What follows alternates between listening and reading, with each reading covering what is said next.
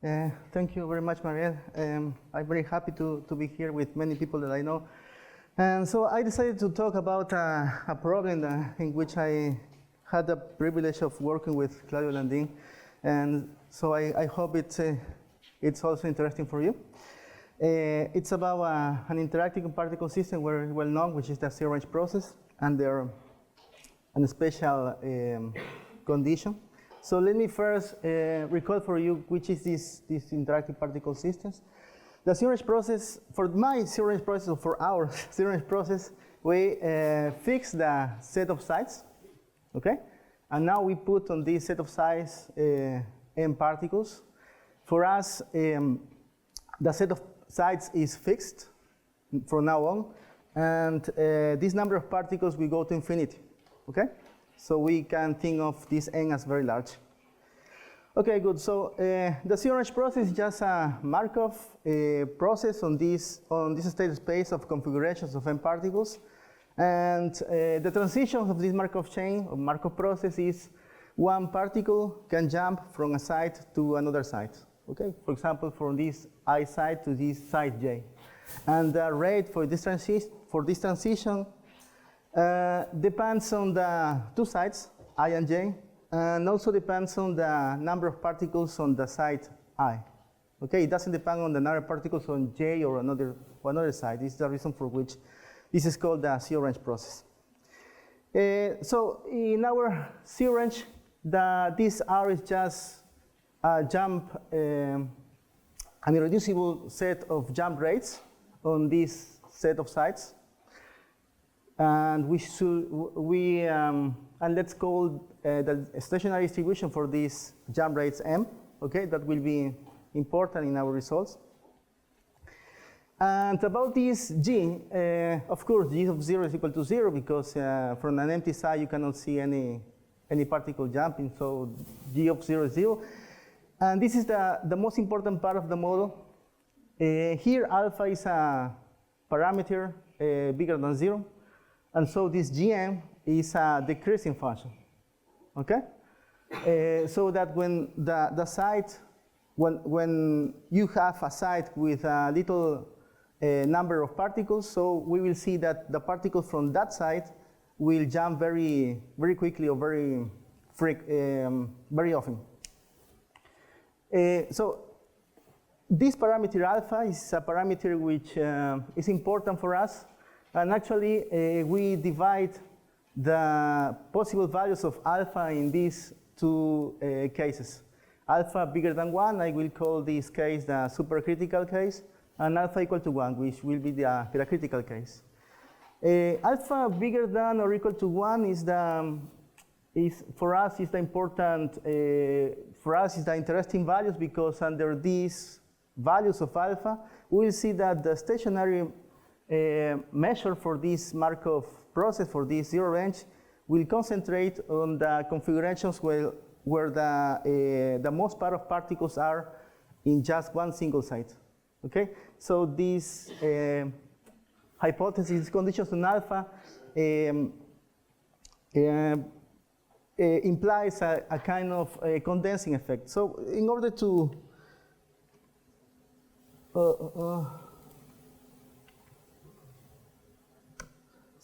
explain this condensing effect, here I have a video of this zero-range process. So here we have 6 sites, and in the beginning I put the same number of particles on each site, and as you can see, after some time, all the particles now are concentrated in 2 sites, but finally you will see that the site number 5 will win in this competition, and now almost all particles are in site 5. Okay, but this zero-range process is very simple to see. It's an irreducible. It's okay. It's an irreducible Markov chain, so you can never be at on this just subset of the state space for forever. And after a long time, if you speed up your process, as you can see, you need to rescale the time of your process, and after some time, you will see that finally this concentration of particles can pass from this side 5 to this side 2 in this simulation. And now you can see that the process is in a fake equilibrium around this configuration, because if we now wait for a long time ago again, we will see that these tower of particles will go to another side. Okay? So, sorry. Okay, so this was the problem that Claudio proposed to me. So as you can see, these tower of particles in a right scale, time scale will jump from one side to another side, and we would like to, yes, we would like to study the behavior of these transitions on these configurations, special configurations. And let me be a little more precise about what we expect to see. Actually, if you observe the stationary distribution for these jump rates R, and now you observe in which sides you observe the maximum of this stationary distribution. So the total number of particles will concentrate just on these sides where the stationary distribution has this maximum. Okay, this is something that we discovered in our world. This is something that I really didn't expect to see at the end. And now, so let me call this psi I the configuration with all the particles inside I, okay? Where site I is a site in which we expect to see this concentration of particles. Okay, so this rectangle is the total set of configurations for our zero range, okay? And so let's suppose that the maximum of this stationary distribution is in four sites. And so these points are these special configurations in which all the particles are in one of these sites, okay? Okay, good. So these are very special points in our state space because, as we have seen in the simulation, we expect to see that the zero range spends most of its time inside one of these subsets. Okay, so in one of these neighborhoods of these special configurations. So let's call these kind of neighborhoods a valley, just because of this observation under the simulation. Okay? Okay, good. So we have this partition of our state space. Let's call delta the complement of the union of the valleys, on which we expect to see that the time spent by the process is very little, very small. And as I said, we would like to study this transition from one valley to another valley, how these tower of particles jump from one side to another side, okay? Of course, another side in which the stationary distribution of the jump rates R is maximum. Okay, good. So in order to see these transitions, we need to speed up the process, as we have seen in the simulation. So one first question is, what is the right order of this time scale in order to see these transitions? Okay? So I will call this time scale theta n. And now I will be a little more precise about our results. So in our results, as I have said, a number of particles is going to infinity. Okay? And so in the first place, we would like to prove that precisely that the expected value of the time that the process spent inside this delta set. Sorry, okay. Inside this delta set, the delta set is this part of the state space. So here in this first condition, we would like to see in this precise way that the expected value of the time that the process spent inside this delta set vanishes on any compact set when you are observing your process at the time scale theta n. Okay? So in this way, we now can focus our attention. Sorry. We now can focus our attention just inside the valleys.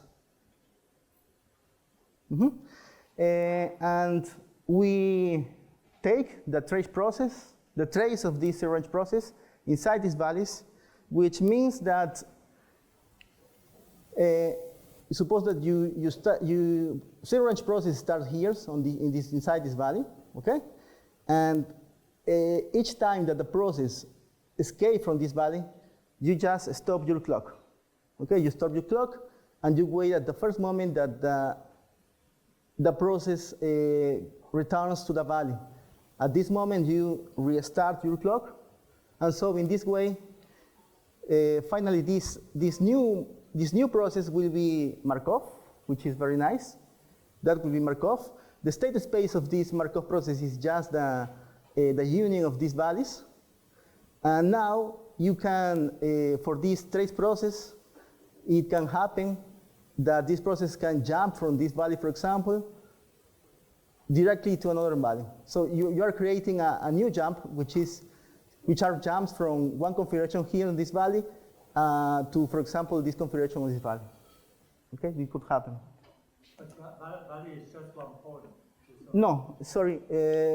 I call in valley all the neighborhood of the point, around the point, the neighborhood.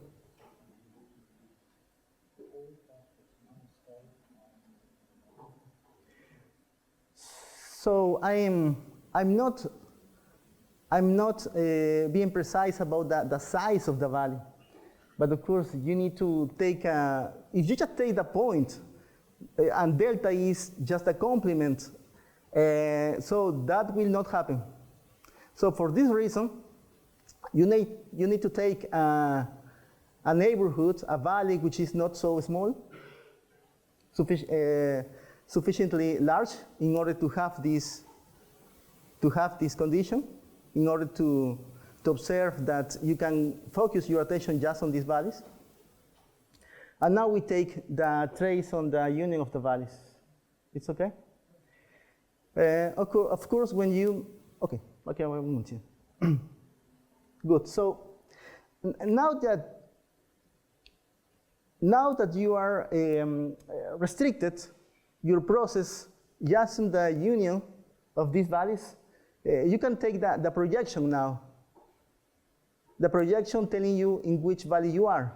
So this process xn is now a process which observes the trace process and tell you in which valley this zero-range, this trace of the zero-range process is. It's okay? Good. So now this process xn is a process on the set of sides S star. Yep. Okay, so now our goal, or what we expect to see, is that in order to describe a scaling limit for these dynamics, or for these transitions between the valleys, a precise way to state this scaling limit is to try to prove that this process xn, again, this process indicating which value you are, as the number of particles goes to infinity, converge to a Markov chain on this set of size. So that will be, this Markov chain will be the limit of the jam of this tower of particles on the sides with the maximum value for the stationary distribution of the jam rates are. That's okay? Okay, good. And it will be very nice if we can also have a precise expression for this Q. Okay, now I will tell what was our first result about this problem. In this problem, we started to try to solve this problem in the reversible case, when we assume that the jump rates is reversible, and when this parameter is bigger than 1, which is the supercritical case, then we can prove that we have all this behavior. That the time scale in this case is n to the 1 plus alpha, which is bigger than n squared. I mentioned n squared because if you start here inside this delta set, I mean, in the zero range, for example, you put the same number of particles on each side. So in the beginning, these sides will compete to have all the particles. And this competition, if you scale this competition in n squared, I mean, if you scale time in n squared, you will see in the limit, just as the random, a random walk converges to a Brownian motion, inside this delta set, you will see in time n squared that your zero range processes, this competition of the sides will converge to a diffusion process inside. Okay, at this time scale n squared. So at this time scale n squared, you will be inside this valley forever, unless you rescale your process in this at this time scale, which is larger than n squared, n to the 1 plus alpha, because that alpha is bigger than 1. Okay? Okay, good. So, and another thing that we were able to prove is that the jump rates for the Markov chain in the limit is given by a constant, which is not very important, a constant depending on alpha. And here this R is the transition rate, the jump rate for the zero range process, okay? And now from this R, if you want to compute the jump rate from I to J for this Markov chain limit, you take the trace of the jump rates R on just these two sides, I and J.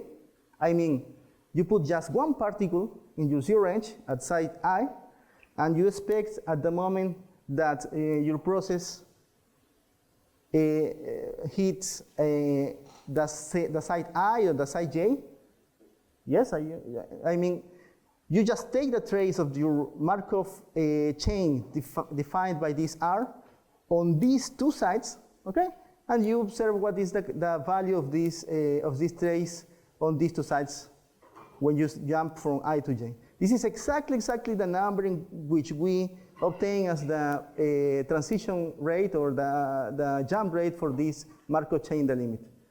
So that is very simple to compute. That is very simple to know which is. Okay? This number is also very simple. This is not a very complicated number. So in order to continue with other results, let me tell a little about the idea behind our proof of this result. Okay. So when I started to work in this problem, I wasn't really interested in metastability. Now this kind of problem is known as a problem in metastability. It's a problem in the metastability subject. But I started to work in this problem because Claudio said to work in this problem. And then, then I really became very interested in this kind of mathematical problem, because this kind of picture in which you have a large state space for a Markov process,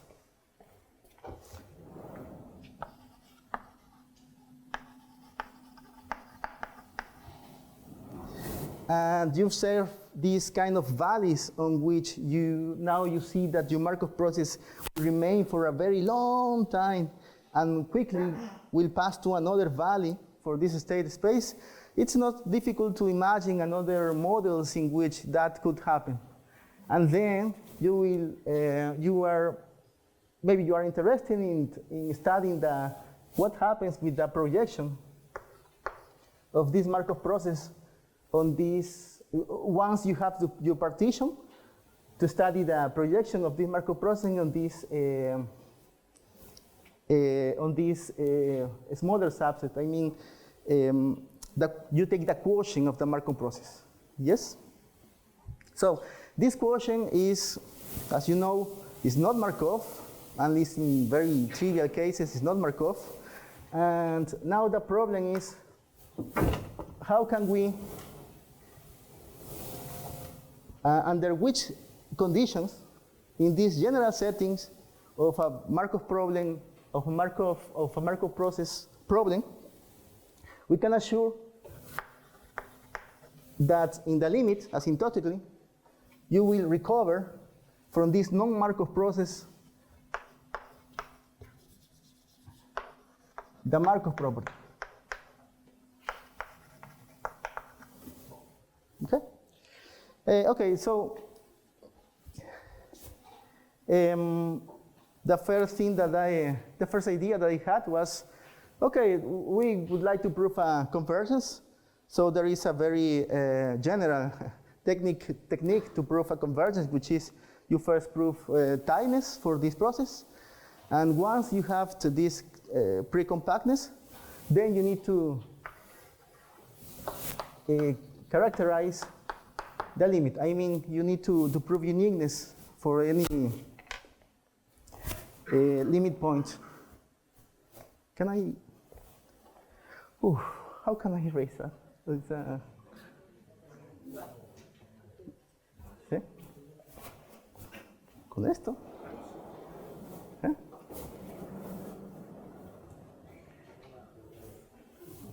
So I can't erase that. Okay. Okay. Sorry.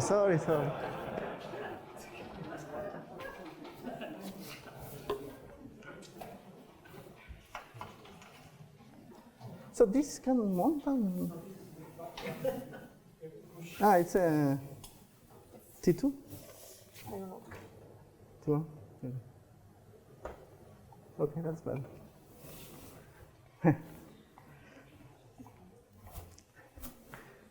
Okay, I will try to. I'm trying to tell you the idea behind the solution of this problem or this result. So we would like to prove this convergence. Once you have tightness, you need to prove that you have a unique limit point.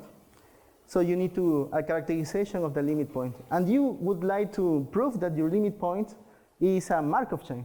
So obviously, you need to characterize a Markov chain. So there is a very powerful and very nice and elegant and I don't know another objective good, but for that technique or idea, great idea, in order to characterize this Markov chain, which is the Struck-Varano.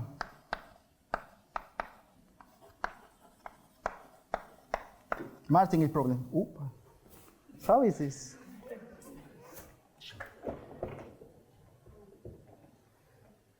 Okay. The Struck-Varano Martingale problem.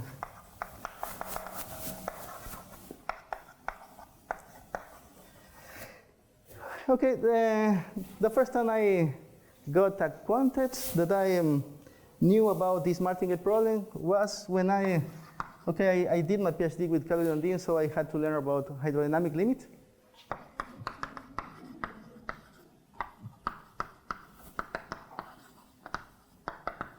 And in hydrodynamic limit is the same kind of strategy in which you also prove that you also use your martingales in order to get the limit. But in this special case, when you prove that in a hydrodynamic limit you get a PDE, you can view the PDE just as a degenerate case of a martingale problem, in which your martingales, you have martingales in the beginning in the particle systems, but in the limit the martingales end up to vanish. The martingales vanish. So in that case, your limit is a PDE, but you can see the PDE as a special case of a solution of the Martingale problem, solution of a Martingale problem. Yes, so a case in which you have martingales in the limit is when you have also a random process in the limit, diffusion process. So I think that the martingale problem is very famous because Struck and Barrett wrote several papers about how to study this diffusion process under this perspective of the martingale problem. Especially there is a paper which I'm still trying to read because it's very difficult, which is a paper in which they study diffusion limits on a domain with boundaries. And on this paper, they prove a sort of Donsker invariance limit. They start with a random walk on a discretization of the domain with a boundary, and then they prove that in the limit you observe a diffusion processes on this domain with boundaries, which is very related with our work because in some sense in our zero range you also have these boundaries, because each time that the zero range a site gets empty, so you are somehow you are hitting on this boundary. Okay, so I think that in this problem I was very lucky to have two good ideas.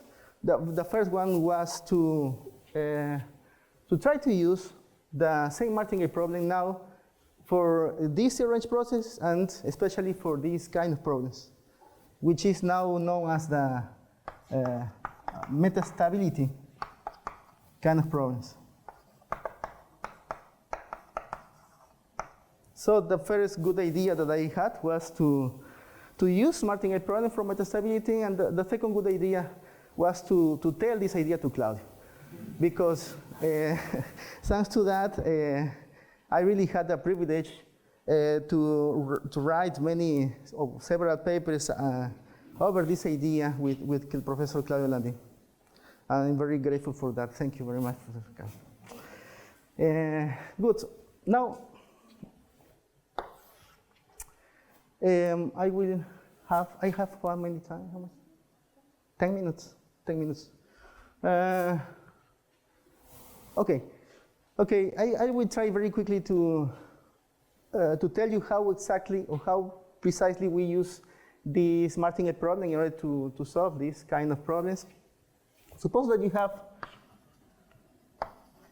a state space with these two sides, two states. Let me call this I, this B, and this state C. Okay? And now let me put some rates. Suppose that from A to B, you jump at rate 1. From B to C, you jump at rate 1. And from B to A, you jump at rate n. Okay? So each time you are here, you have a big probability to come back to A. So you will see something like this. But someday, you will see that finally you will jump to the side C. Okay? So in the beginning, this is just three states, 3 points. And now that you see these transitions, you can imagine that these two sides in a limit, they must be converged to just a single side. Yeah? So we would like to prove that if you project this process, then you will see, okay, and now you take, and now that you take this projection, you would like to prove that this projection converges to a Markov jump. Let me call this side I and this side J. A jump from I to J with a range Q, which we would like to compute, to know. Okay, so in the martingale problem, a characterization of this kind of Markov jump is given by means of functions, real valued functions. Okay, you take a function, which in some sense is telling you the variation of your dynamics. And now, the only process which satisfies the following problem, which is for any real valued function f like this, fxt minus the integral from 0 to t to the, here you put this new function, which is the generator applied to this f. In this case, you have just only one jump, so that would be the indicator of the side, the side A for your process. Okay, and here the transition, which is from I to j. Okay, and here you have this q, which is the rate of this transition. Okay, good. So the only process that makes this process a martingale is a Markov chain which jumps from I to j, which is this rate q. Okay? Now, our idea to prove that the projection now converges to this process is that we observe now this function f applied to the projection. So in this case, so let me call this projection as the function psi.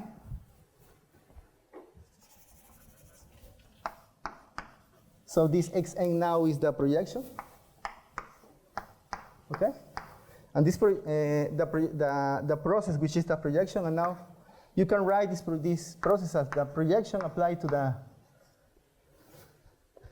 this Markov process on these three points. Okay, good. So since this is a Markov process, you have here martingales which acts on these kind of functions. So you will see that this is a martingale plus the integral. And now here I use the generator of this Markov chain eta n, the Markov chain on these three sides. Okay? So on these three sides, if you jump from this point to this point, you see nothing because this is the same value for both points. Just from here, which is the indicator of the point B for this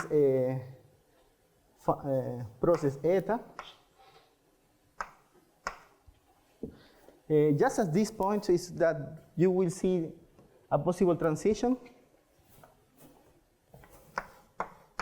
which is equal to the difference fj minus fi. Okay, and the rate of this transition will be 1. Sorry. But of course, the time that you spend here is of order 1 over n. So here we need to speed up the process in order to see this transition. So here you need to speed up your process, in this case for n, and n. So that here you will have an n inside. Yeah? And now you can see that in our strategy, in order to see that in the limit, you observe that also this xn converges to a solution of this martingale problem. So you just need to, it's not very, you just need to prove that you will get this kind of factor instead of this in your limit. Okay? So in our strategy, what we would like to do is, as you can see, this is a function which is not constant on these two sides. This function,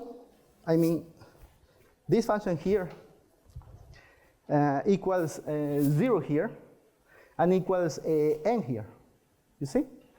So this is a very non-constant function, because actually the value here is going to infinity. And something which is the first thing that you have to do is to prove that you can change this function, which is non-constant, by a constant. By a constant on this value, no? Because this is my value. A constant on this value.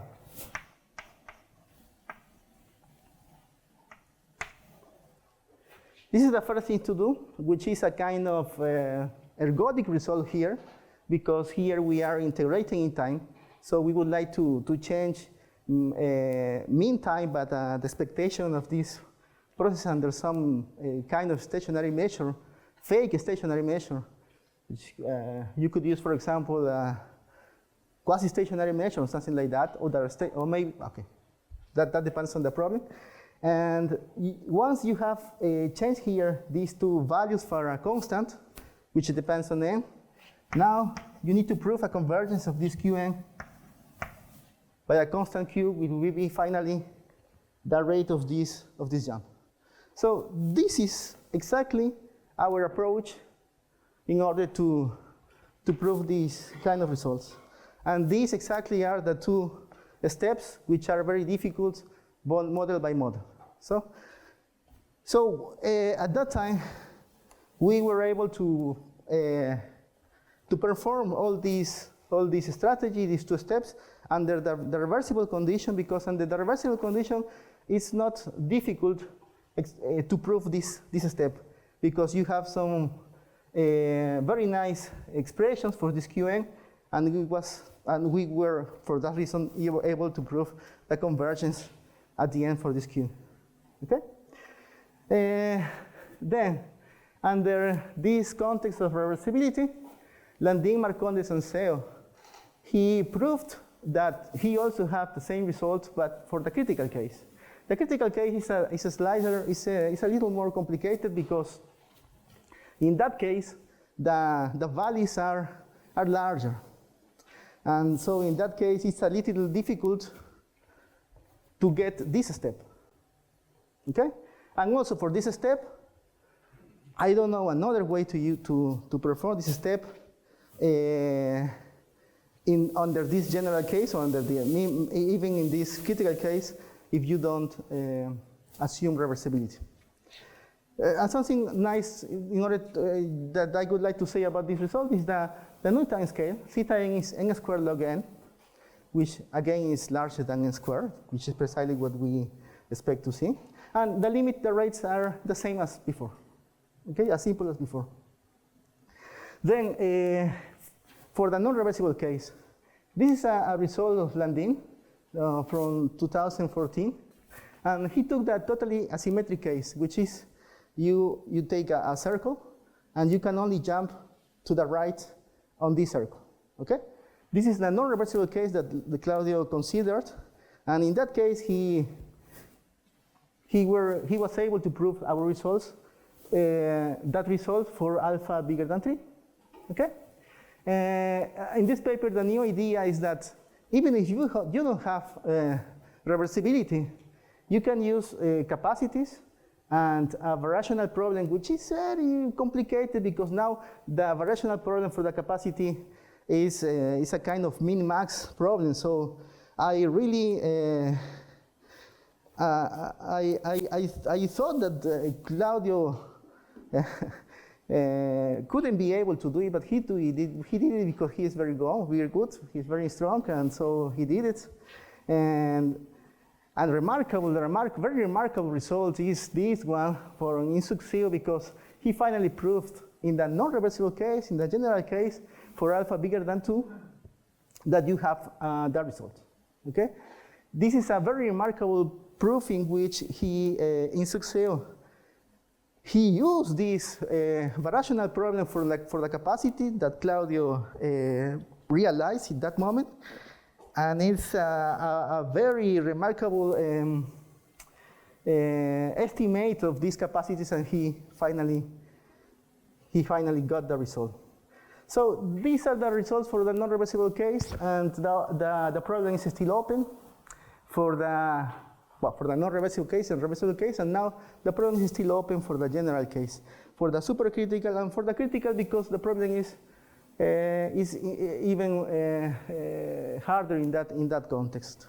And okay, so I think that maybe in order to perform this computation of this part, maybe here we need to find some new ideas, because the rational problem is really difficult. I think that's very difficult.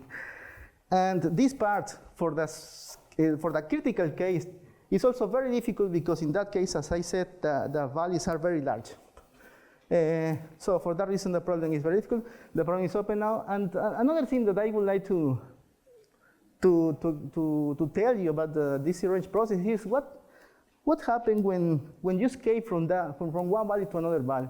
This is another problem that is still open, as we have seen in the simulation. If you have one tower, and the tower on the side 2 jump to be in the side, I don't remember, 5 to 2, yeah? From 5 to 2. So in this transition, what you have seen is that in some moment, there are two sides which are competing. So there is for me, there is a line joining the values, and the only way in which you escape from one value to another value is along this line. And inside this line, that you will see is this diffusion that I taught you before inside this delta set. So for that reason, we started to also study what happens for the zero range inside this delta set. We call this phase of this process as the nucleation. And about nucleation, we were able to prove with Milton Hart and Claudio Landin the scaling limit inside delta for alpha bigger than 1. And very recently, we can prove with Claudio and this brilliant young Korean mathematician, which over there, Kyung Choi. It's okay. Okay, we were able to prove this diffusion limit inside delta for the critical case. I believe that these new ideas that we have developed inside delta will help to the general open question that I told you. Yes, I think that I have finished, yeah? Okay, thank you very much.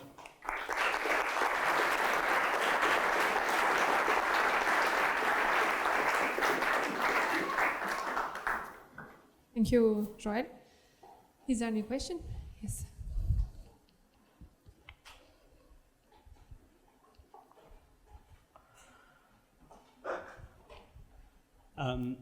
Can you say something about this form of G as being like this decreasing in 1 over n, and how important that is to the result? So I understand the decreasing G for this condensation, but why is it of that form, and can it generalize at all?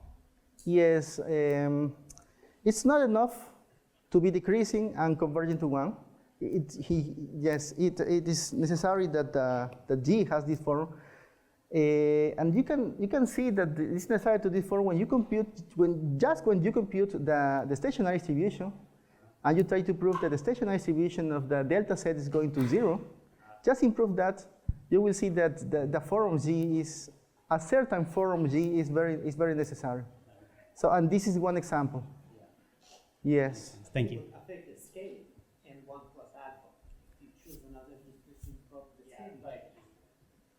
Of course, alpha is the very important parameter, of course.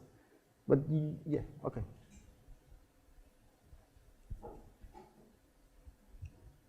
Yeah, so I guess if besides the alpha you allows for some logs, you can get other critical cases, right? So would this result of 2023 that you cited also work in, well, for instance, if you decay just, slightly slower than alpha equal 1, like if you're even more on the, like critical, but Still critical, but a bit more on the subcritical side, for instance.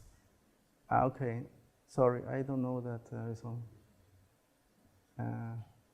You're talking about the result. No, if you instead of taking pure powers alpha, you add logs. Yeah. Or any slowing, would you be okay? I guess the best result would be whenever you have condensation, then you have a scaling. I don't know what happened in that case. Okay. I don't know. Yes, and another variation is that you fix your alpha and you now take the side of the set of size S, for example, growing. So this is, for example, something that Ines, Loulakis, and Groskinski studied in a very nice paper. He obtained a diffusion, not a Levy process in the limit, yes. Okay. Another question, is it easy to understand why the limiting process, these rates here, they do not depend on alpha? Depends on alpha. It depends on alpha? Yes, there is a C alpha here, there. Okay, Depends but in a constant. just with a multiplicative constant, right? But just in a constant, Okay. Just in a constant. So, something very nice about this limit is, for example, when Claudio obtained his result in the totally asymmetric case, something very nice is that in the limit, for example, for a totally asymmetric, you will see that from any side to another side, the tower will jump with the same rate. Because if you think about the trace, when you take the trace, it's just a jump from one side to another side. So in the limit, the Q in the totally symmetric case is just uniform. Graph. Okay. Mm-hmm. Okay. It depends only on R, essentially only on R, and in alpha in a constant. And why do you have superscript I and J? Yeah.